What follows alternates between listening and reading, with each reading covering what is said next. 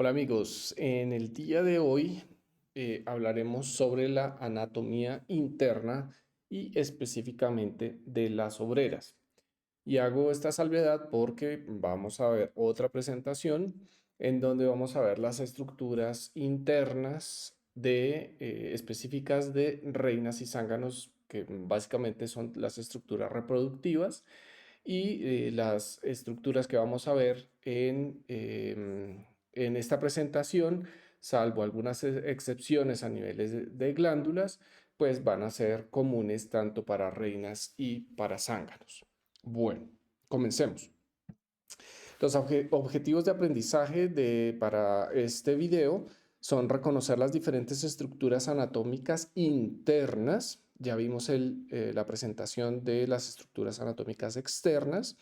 Hoy nos vamos a enfocar en las internas, que entendamos la función de cada estructura y las diferencias que encontramos en las abejas cuando las comparamos con otros tipos de organismos y entender a nivel básico las dinámicas de desarrollo de algunas estructuras. Entonces, pues vamos a ver con algunas de estas estructuras, específicamente con glándulas, que pues hay algunas etapas eh, de desarrollo y retroceso, digamos, del desarrollo de estas glándulas. Bueno, empecemos.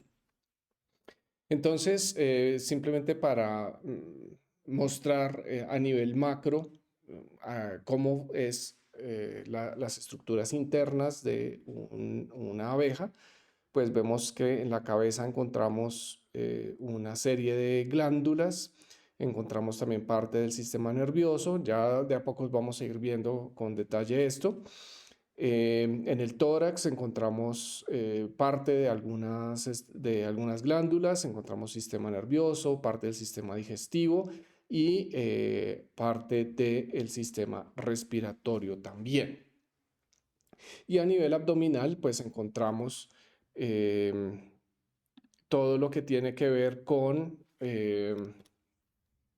el sistema digestivo, respiratorio, aparato del aguijón, glándulas del aguijón, glándulas de cera, glándulas de algunas feromonas. Entonces, vamos a ir entrando en detalle. Bueno, a nivel de glándulas, pues encontramos en las abejas diferentes tipos de glándulas y pues estas estructuras son de gran importancia para las abejas porque son productoras de alimento, son productoras de feromonas y son productoras de sustancias en el caso del veneno y en el caso de la cera. Entonces vamos a ir viendo una por una. En el caso de la cabeza, vamos a encontrar a nivel de glándulas, vamos a encontrar dos glándulas de gran importancia. La glándula mandibular, que veríamos en esta parte, y cuando vimos en la parte de anatomía externa, las secreciones de esta glándula se dan por medio de la mandíbula y encontramos las glándulas hipofaríngeas. Entonces tenemos las glándulas hipofaríngeas y encontramos algunas glándulas salivares también. Aquí es importante decir que las glándulas hipofaríngeas y las glándulas mandibulares son las responsables de producir la jalea real.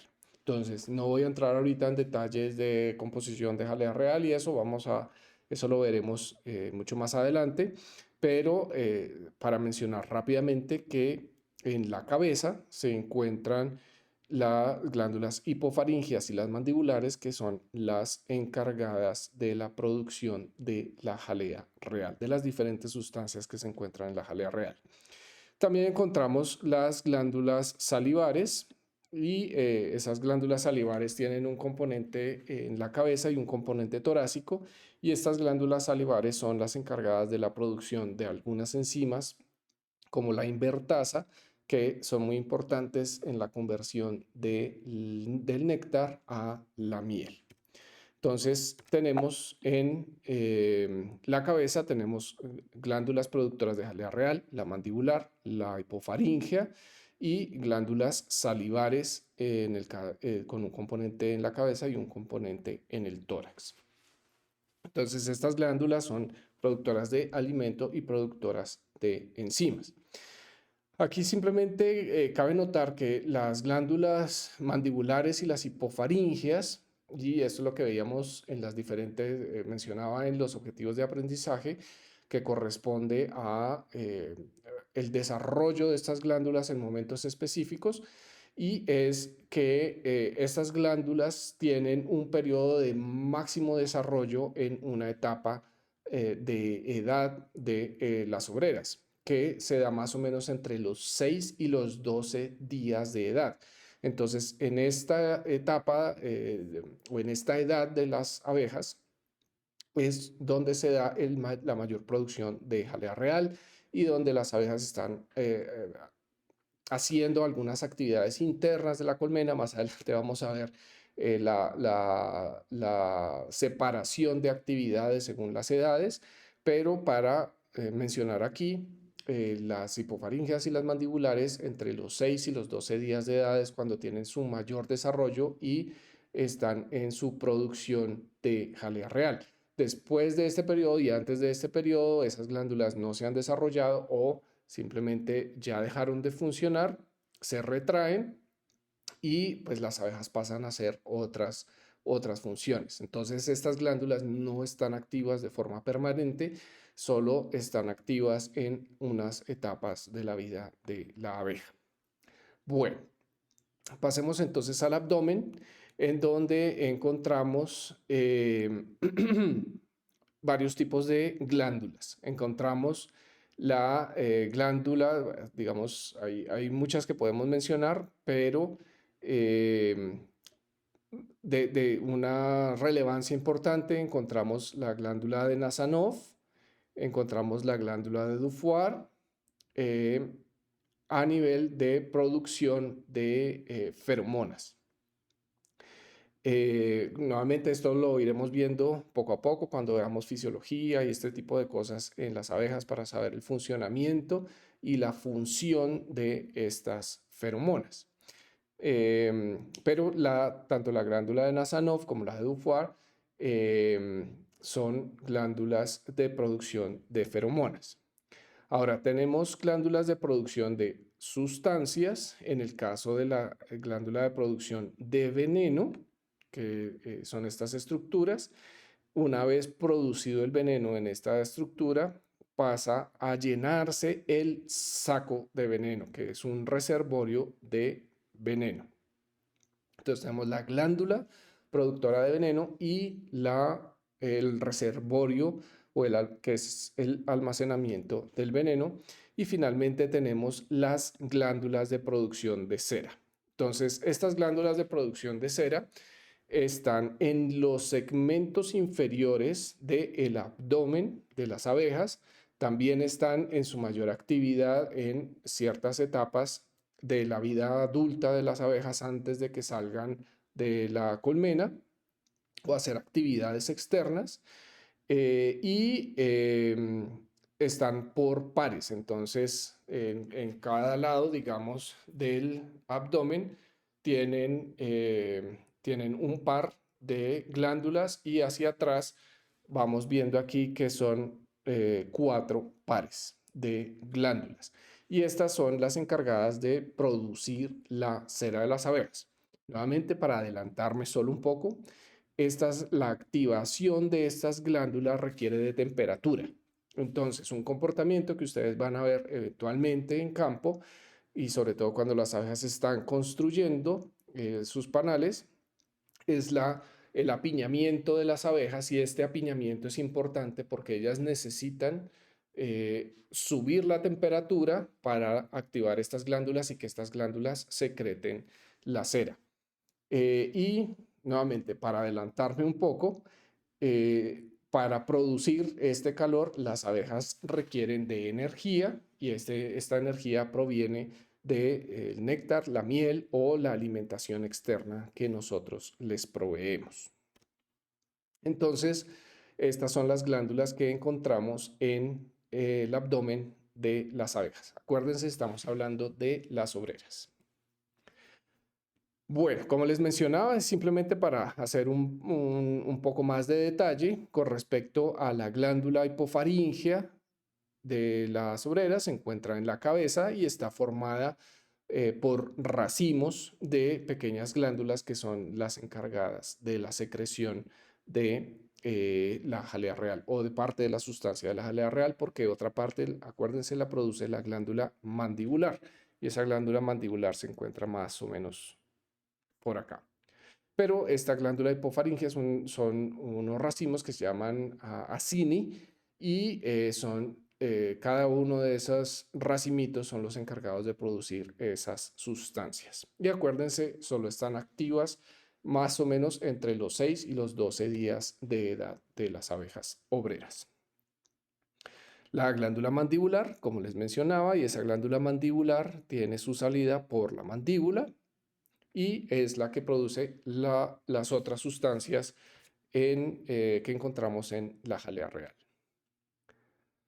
Bueno, y las glándulas salivares, que son las encargadas de producir enzimas, como son las invertasas, que hacen una función en la conversión del néctar a miel. Y esas glándulas salivares tienen un componente en la cabeza y tienen otra parte en el tórax de las abejas. Bueno, como habíamos visto, entonces tenemos 4 pares de glándulas de la cera, requieren de temperatura y para producir esa temperatura o subir la temperatura, y para subir la temperatura las abejas requieren de la cera. Aquí vemos en esta foto muy interesante, vemos una abeja que hizo la secreción de la cera. Al secretar esa cera se forman estas escamas y estas escamas, digamos, son los ladrillos, por decirlo de alguna manera, que las abejas usan para moldear con sus mandíbulas e ir formando los panales. Entonces, acuérdense, son 4 pares de glándulas en la parte inferior del abdomen.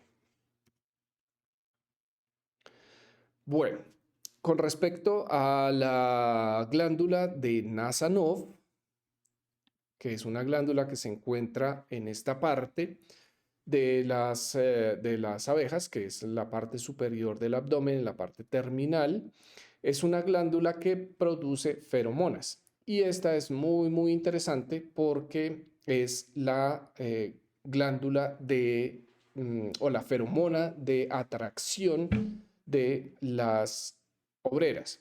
Entonces va a haber un comportamiento que ustedes van a ver cuando estén en campo, básicamente en las entradas de la colmena, y son abejas que pareciera que estuvieran ventilando la colmena. Normalmente se encuentran con su cabeza hacia la colmena y el abdomen, la parte trasera del abdomen, hacia la parte externa de la colmena.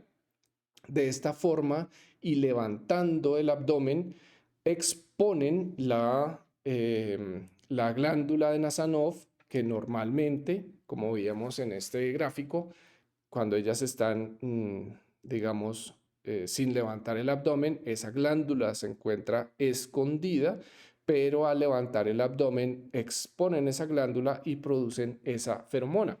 Y al batir las alas, digamos, ventilan esa feromona, hacen que se expanda en el ambiente y las abejas que se encuentran alrededor van a ser atraídas hacia eso. Esto es un comportamiento que van a ver mucho, sobre todo, por ejemplo, en la llegada de un enjambre a una colmena nueva, va a haber muchísimas de estas obreras haciendo este comportamiento y llamando a las abejas que están alrededor, llamándolas a que se dirijan hacia donde se está produciendo esta feromona. Con respecto al aguijón, tenemos entonces la glándula productora del veneno, que una vez produce y secreta ese veneno se acumula en el saco del veneno, que es donde se almacena. Y finalmente, ya lo vimos en la charla de anatomía externa, cómo ese veneno es inyectado a través de la lanceta y los estiletes, que ya es digamos, unas estructuras rígidas en el aparato del aguijón. Bueno, eso con respecto a las glándulas. Ya va a haber muchos detalles con respecto a la producción de jalea real y otros aspectos, y sobre todo de feromonas, que más adelante entraremos en un poco más de detalles, pero a nivel básico, digamos, esas son las glándulas de importancia en las obreras. A nivel del sistema digestivo, es un poco diferente, digamos, a el sistema digestivo de, por ejemplo, nosotros los humanos, aunque pues también tienen una entrada, digamos, del alimento por medio del aparato bucal.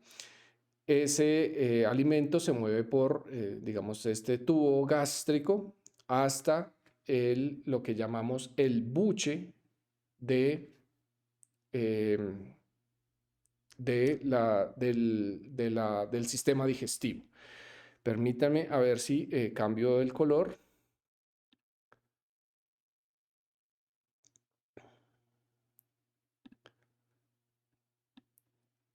Eso es. Y entonces aquí estamos viendo el buche de las abejas.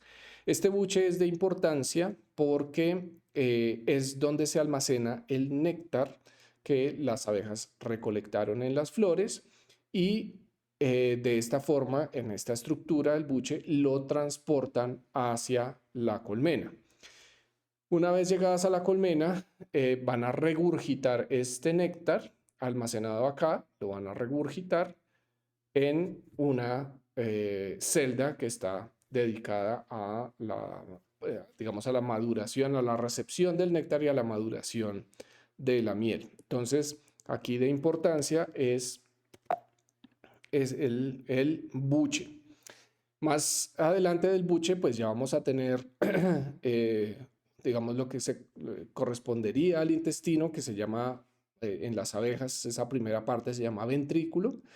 Y en esa, digamos, ya se realiza un proceso digestivo de lo que ellas consumen para alimentarse. Entonces, tanto néctar como o miel como polen es a través de este tracto digestivo, de estos ventrículos y finalmente del intestino, en donde se produce ese proceso digestivo y ellas se pueden nutrir. Aquí algo interesante de notar son estos tubitos que se ven acá, que se llaman los tubos de Malpighi. Y estos tubos de Malpighi son unas estructuras similares a lo que sería el riñón por ejemplo, nosotros los mamíferos. Y entonces esos tubos de Malpighi lo que hacen es una función de filtrado de las sustancias, digamos, circulantes en la abeja, y de tal manera que puede desechar hacia el intestino, ya que, digamos, no hay un aparato urinario. Entonces, lo que filtra esos tubos de Malpighi, como si fueran unos riñones, lo desecha al interior del intestino, y finalmente la abeja puede eyectar los residuos de todo su proceso digestivo. Y entonces, pues tiene, digamos, después del intestino, un recto y un ano, eh, eh, con los cuales, digamos, hace esas deyecciones. Entonces, eso es lo que hay que, digamos, resaltar en el sistema digestivo de las abejas. El buche, donde almacenan el néctar que han recogido, y después de almacenarlo lo pueden regurgitar, y los tubos de Malpighi, que actúan como riñones, y finalmente el recto y el ano, por donde hacen la deyección. Bueno, aquí simplemente es para mostrar que este buche, que es donde hacen el almacenamiento del néctar, una vez lleno, digamos, ocuparía una parte considerable del abdomen y de esta manera es que las abejas pueden tomar bastante néctar y llevarlo a la colmena. Entonces esa estructura, ese buche, se llena bastante, puede inflarse bastante y puede almacenar una cantidad considerable de néctar. Bueno, a nivel del sistema nervioso, las abejas efectivamente tienen un cerebro. Ese cerebro es un cerebro muy simple si lo comparamos nuevamente con, en el caso de los mamíferos, es un cerebro muy simple, pero pues que cumple obviamente todas las funciones a nivel nervioso. Y no, digamos, no existe, como son invertebrados, no existe una columna vertebral, no existe una médula espinal, pero sí existe un cordón nervioso y en ese cordón nervioso hay una serie de ganglios a lo largo del cuerpo y en esos ganglios, en cada uno de esos ganglios, pues hay una concentración bastante alta de neuronas y esas neuronas pues conectan con los diferentes sistemas de la abeja. El sistema de locomoción, tanto las patas, las alas, toda la parte de función digestiva, glándulas y demás. Entonces, simplemente mencionar que existe un cerebro, que existe un cordón nervioso a lo largo del cuerpo que va, digamos, en la parte inferior del cuerpo, tanto del abdomen como del tórax y que existe una serie de ganglios y de esos ganglios es de donde se desprenden todas las funciones nerviosas que ya son específicas de cada función. En el caso de la locomoción o de funciones digestivas y demás. A nivel del sistema circulatorio, tampoco existe un corazón como tal que bombee la hemolinfa de las abejas. Acuérdense, lo mencionamos rápidamente en la charla de anatomía externa. Las abejas tienen hemolinfa. Esto quiere decir que es una especie de sangre mezclada con linfa. No existen dos sistemas separados, el sistema linfático y el sistema circulatorio de sangre, como en el caso de los humanos, sino es un sistema único que carga o que lleva hemolinfa. Y esta hemolinfa pues se mueve a través, digamos, de estos túbulos pequeños que con los movimientos que hace el abdomen, y ustedes van a ver cuando vean en campo las abejas, las detallen, las abejas siempre están moviendo el abdomen y a través de estos movimientos, tanto a nivel respiratorio, que ya lo veremos, como a nivel circulatorio, ayuda a el bombeo de esta hemolinfa a lo largo del cuerpo. Entonces, ese sistema circulatorio pues es mucho más sencillo que en algún otro organismo superior, pero que lleva la hemolinfa a las diferentes estructuras, irriga las diferentes estructuras y también circula la hemolinfa en las alas. A nivel del sistema respiratorio, también es diferente porque no existen los pulmones como tal, existen una serie de sacos aéreos, de tráqueas y espiráculos. Entonces, estos sacos aéreos y las tráqueas o los sacos aéreos es donde va a estar, digamos, el aire que está en movimiento constante. Las tráqueas van a llevar el aire que se encuentra en esos sacos aéreos a las diferentes o va a irrigar con oxígeno las diferentes estructuras internas del cuerpo y los espiráculos son por donde las abejas realmente respiran. Entonces ellas no tienen una nariz o una boca por donde puedan respirar, sino tienen una serie de orificios a lo largo del cuerpo, tanto en el tórax como en el abdomen, Y esos espiráculos son los que permiten el intercambio de aire con el exterior. Y como mencionaba, ustedes van a ver las abejas que hacen este movimiento en el abdomen. De esta forma están haciendo, también están tomando y están excretando aire, digámoslo así, o exhalando. Y se están llenando estos sacos aéreos de aire y las tráqueas son las que están encargadas de irrigar con oxígeno las diferentes estructuras internas. Entonces es un sistema de sacos aéreos, tráqueas y espiráculos.